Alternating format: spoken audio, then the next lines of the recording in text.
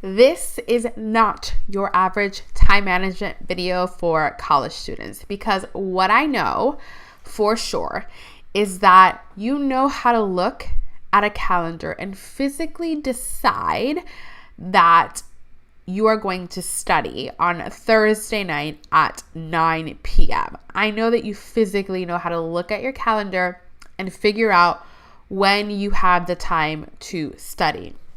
That isn't what is actually hard about learning how to manage your time as a college student. And so that's what I want to talk about tonight, because what is hard about time management is the guilt.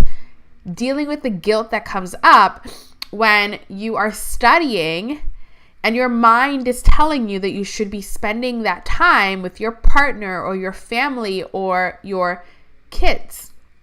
What is hard is upholding the boundaries that you put in place when someone that you love and care about is asking you to break them. What is hard is talking about the toxic relationship that you have with time. So this video isn't going to focus on which planner to use. It's not going to focus on how to place all these things in your calendar. We're not going to be talking about that, because that is the most easiest part of managing your time. And I know that you've already watched about 100 videos on the topic. So let's actually talk about the real thing that is keeping you in this cycle of not having a good relationship with time. So here's what I want to say. The way that I look at everything in life is that everything is a relationship. I am always relating to the things that are in front of me. I'm relating to college. I'm relating to my partner. I'm relating to time. I'm relating to this essay assignment that I need to do.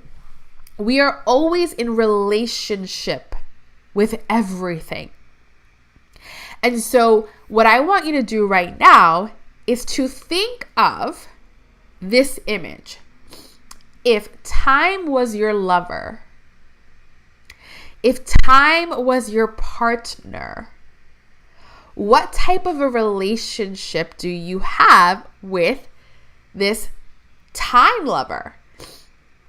How would you label this relationship with time?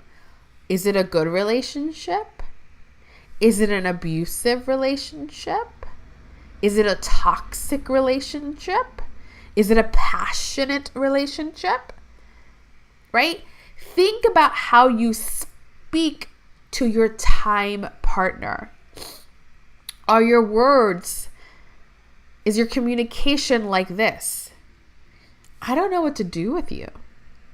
You confuse me. You've never been enough. You're never there when I need you. I need more from you. Why is it that you don't do the things that I want you to do? I want you to think about what would happen in that type of relationship. I'm going to give you an image of this. It's not going to last very long. And the way that this looks, the symptom, how this shows up when you have a toxic relationship with time, is that you're very avoidant.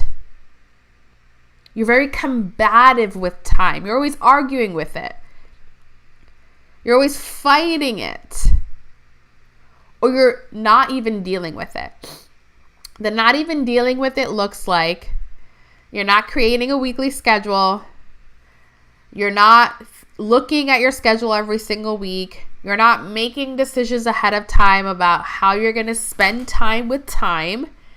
You're not being conscious about this relationship. Okay, you're ghosting in this time relationship. If this is you, comment below. It's me. If this is you, out yourself right now. This is the first step to changing a relationship to shifting a relationship. We have to acknowledge what the problem is. We have to talk about what's the elephant in the room. We have to address it, okay? When you are combative with time, what this looks like, how this shows up for you as a student, is you're always wondering how much, how long, why can't you, what if, can't you do this? I hate that you do this. This is so annoying. That is how you're showing up. Okay, so this looks like you create a schedule, and then the schedule doesn't do what you wanted it to do, so you're like, F you. You're not going to do what I want you to do. And so, just going to talk shit about you.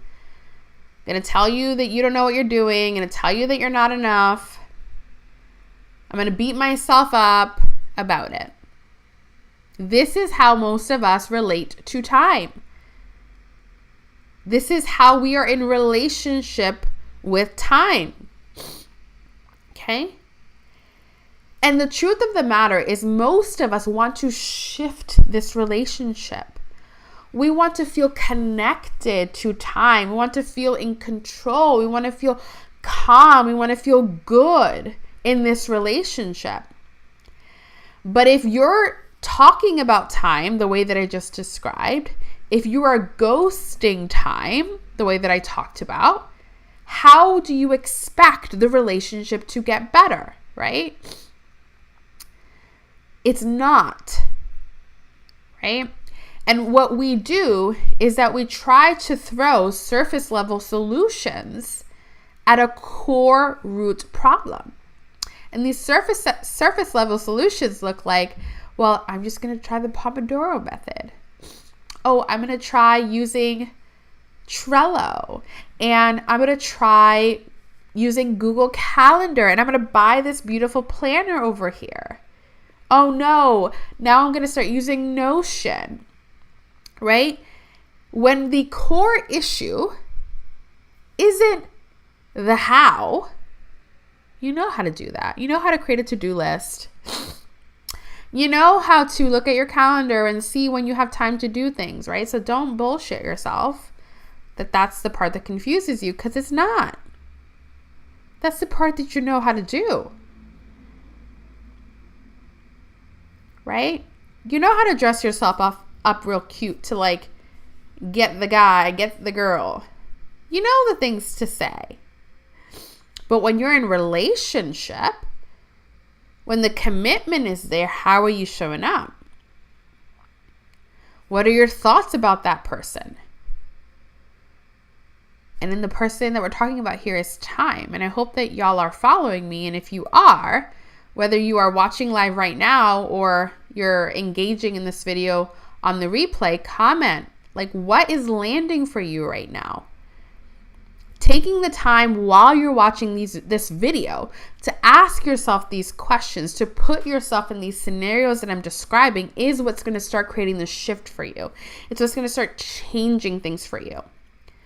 So when I ask questions, actively answer them. Actively pause and write down your response. Actively pause and comment your response. Actively pause and think about your response. Because it's the taking of that time, the doing of this, the assessing is what's going to start to create the shift, okay? So what makes our relationship with time toxic, number one, is that we expect time to solve all of our problems. Well, if I just had more time, then I ... If I could just figure out this whole time management thing, ...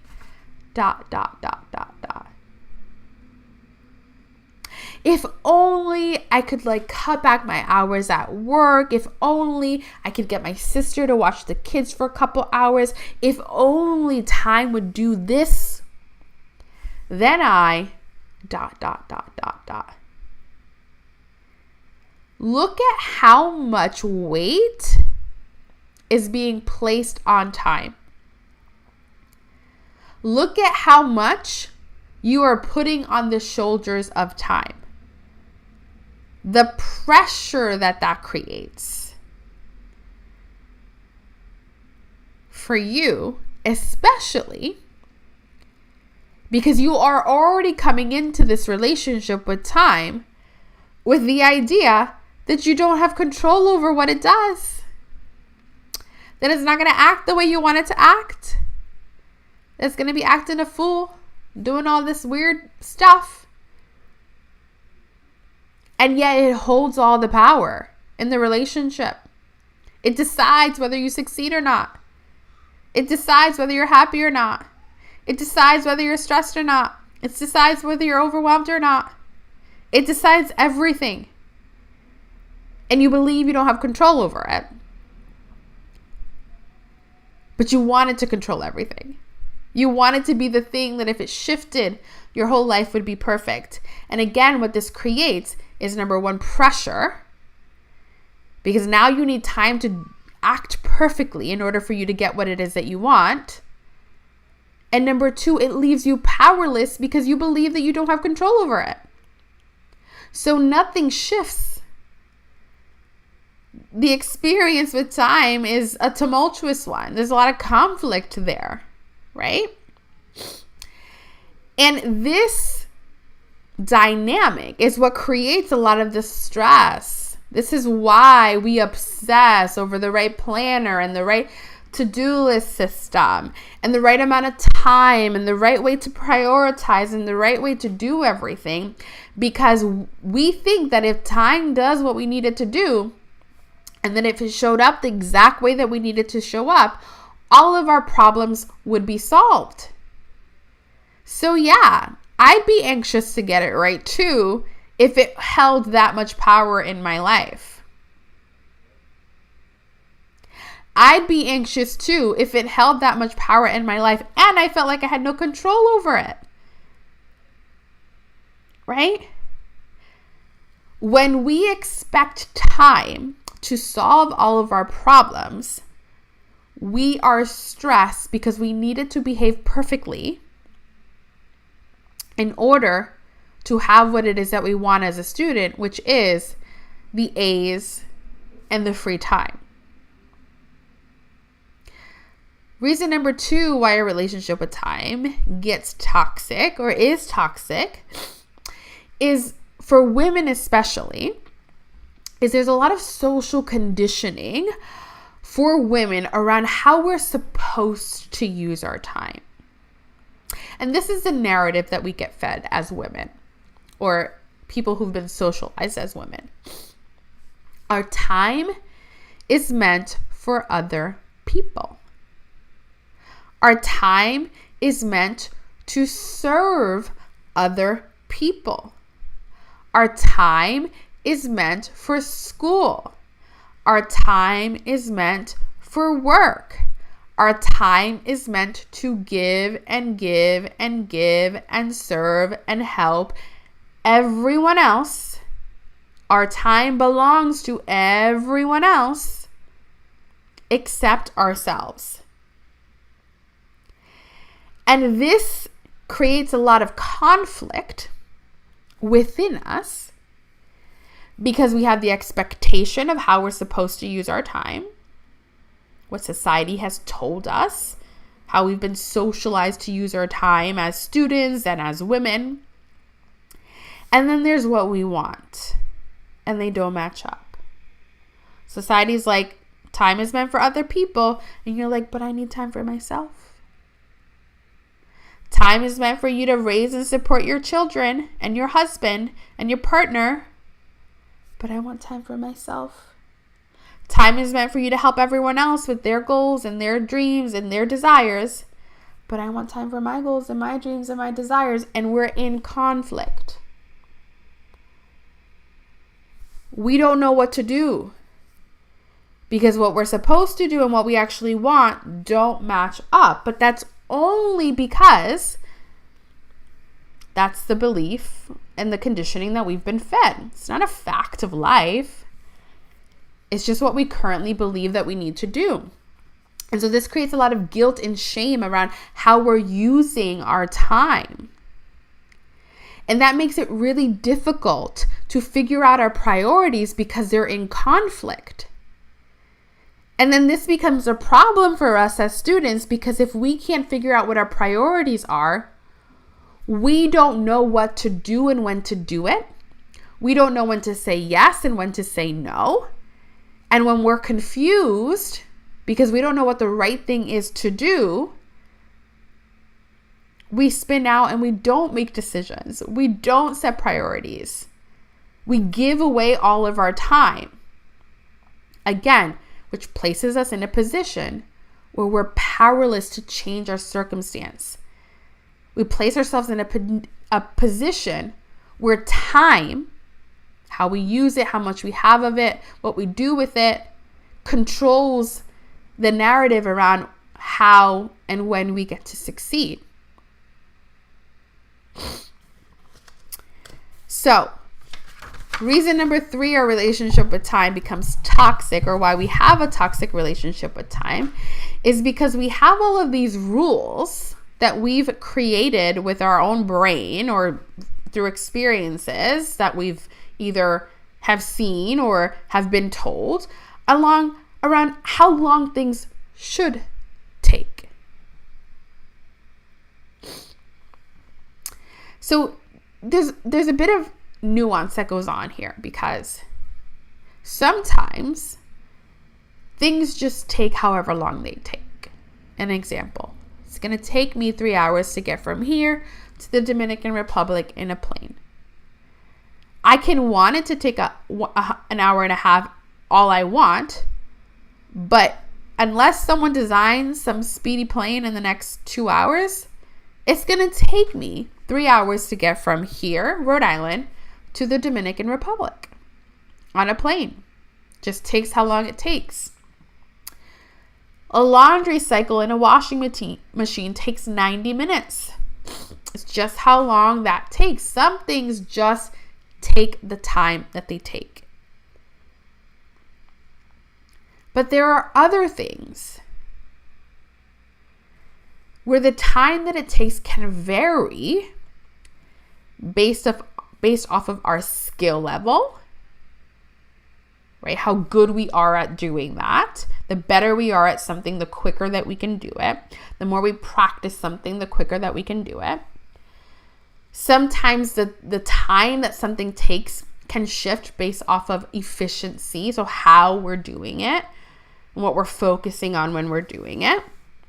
But the biggest reason here around how long things should take is that when it doesn't take that amount of time, it either takes longer than you thought. Typically for students, it's like, this is taking me longer than I thought that it should take me or than I planned for.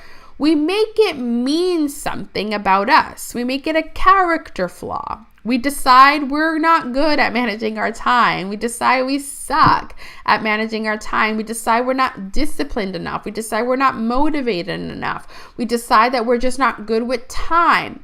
We make up all of these stories that have nothing to do with how long things take. Because sometimes things just take how long they take, and that is what it is. And other times we just haven't developed the skill yet, or the practice, or the expertise, or the mastery, or we haven't identified certain things within how we're doing something that could shift how long it takes because of mastery or efficiency, right? But as long as you're making it mean something about you and you're making it a character flaw, you can't solve for the actual thing that's causing it to take longer. And so in this situation, we either got to just accept that it takes how long it takes because that's how long it takes. It takes me 20 minutes to drive to the grocery store from where I am. Like, I could wish that it would take me shorter amount of time. But again, unless I am, going over the speed limit and breaking the law, it's going to take me 20 minutes, right?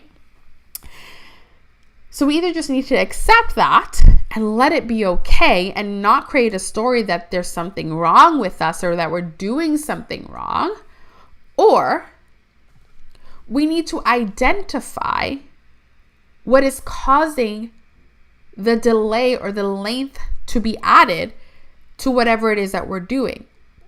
We have to solve for the problem.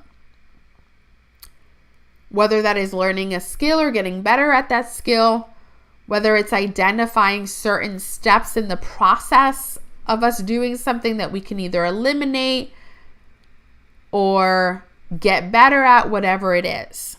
But again, when you're in a toxic relationship with time, you don't look at it that way. You make it mean something about you and how you're doing things and that you're wrong. And when that is your focus, we can't get to the root of the issue. This is an entirely different way of thinking about managing your time. This is an entirely different way of relating to time, which is the thoughts that you have about time and how you're acting with time, how you're behaving with time. Inside of my program, Educated the Art of Becoming a Good Student, which is a program that equips college women with the study skills, the time management skills, and the mindset skills to earn better grades in less time, I give these students an assignment, right? One of the pillars of the program is creating a weekly schedule. And my students think that the reason why I give them, like why this is a core pillar of the program, is because this schedule is going to solve all of their study issues. That putting everything on the planner, the way that I teach, making all the decisions the way that I teach, creating all of these contingency plans and what they're going to do when obstacles come up and how they're going to handle things taking longer than they thought that they were going to take. What they should do when their plans get derailed because they get sick, a family member gets sick, they need to go somewhere, they have to pick up extra hours at work for whatever reason. They think that the reason why I'm teaching them all of these things is because that's the magic pill to solving all their issues as a student. But part of the reason why this is a core pillar of the program is because when we follow this way of relating to time, it brings up all your shit to work through around time. The same way that when you get into a relationship, it brings up all of your shit to have to work through, right? And it's through the working through those things, that drama that comes up, those problems, those obstacles that arise, that you get better at being in relationship, that you get better at handling conflict, that you get better at showing up. And in the case of managing your time, when all of these issues arise, it forces you to have to apply new skills and learn how to get better at prioritizing, learn how to get better at handling obstacles, learn how to get better at dealing with the guilt and the shame that sometimes will come up when you have to focus on something different than what society or your family is expecting you to focus on. And this is how we become the women that we want to become. This is how we become good students. This is how we become good at managing our time. It's not through the avoiding of it. It's not through finding the right app. It's through putting in the work to actually create the schedule and allowing these situations to come up and noticing where the obstacles are, noticing where the friction is, noticing where the conflict is, and not running away from it or making it mean that you suck, but leaning into it, getting intimate with it, looking at it, staring the problem in the face and saying, I want to learn how to work around you, how to work with you, how to solve this. Working with me is so juicy and so good because I don't shy away from the real things that are coming up for you. And baby, I know that you want it to be. I know that you want it to be as simple as just tell me how to plug this into my calendar, but you know how to do that. That's not what you struggle with. What you struggle with is what comes after that part. Now I got to stick to it. What happens if I don't? What you struggle with is what comes after that. What if I don't have enough time? What if I need more time? What if it takes longer? What if I'm not focusing on the right thing at the right time? What if something comes up? Something did come up. Now what do? I had to change the whole plan.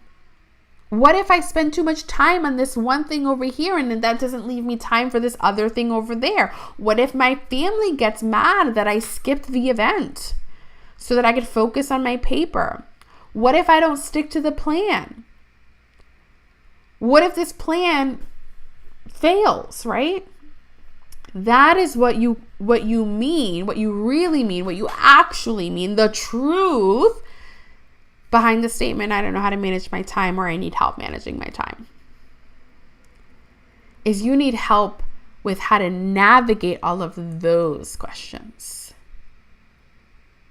And that's what we spend all our time doing, not all our time, but that's what we spend a majority of the time doing inside of my program, Educated: The Art of Becoming a Good Student, which will be opening up for enrollment again in the middle of October 16th through I think the 21st or something like that. The enrollment's going to open again for the program right in the middle of the semester when I know students are going to need the most help and most support. But I've created something for you that's going to come around that time frame, and it's called the How to Catch Up on Schoolwork When You've Fallen Behind Masterclass. So this is where you can go to sign up. So if you go to sherocksatcollege.com/get caught up, you can sign up for the masterclass. It's entirely free. It's a 2-hour masterclass where I'm going to help you learn how to have a better relationship with time, so that you can learn the decisions that you need to make to get caught up as a college student and stay caught up for the rest of the semester. You're going to learn in that masterclass why you got behind in the first place, the relationship that you had with your schedule that caused that situation for you to fall behind. You're going to learn about your procrastination patterns. You're going to learn how to shift and how to change your relationship with time so that there is enough time to study, to work if you're working while you're in college, and to live your best life, whatever that means for you, whether that's being present with your family, whether that's having time to work on personal goals like your body or your mind, whether that's to work on developing a skill outside of college, whether that's just like self-care time, whether that's time dating, whether that's time developing friendships, whether that's time traveling, whether that's just like, I want to be able to have the weekends off. We're going to talk about all of that in this masterclass while I help you to develop a catch-up plan. And when you sign up for this masterclass, the beautiful thing about my masterclasses is we work on them. So you walk away with an entire plan that you can go and implement the following day. So if you want to sign up for that, you can go to sherocksatcollege.com/get caught up. I'm going to make sure that the link to that is down below. So to everyone who is on here tonight, what did you think of this video? Different, huh? So different than the videos that you've probably watched on managing your time.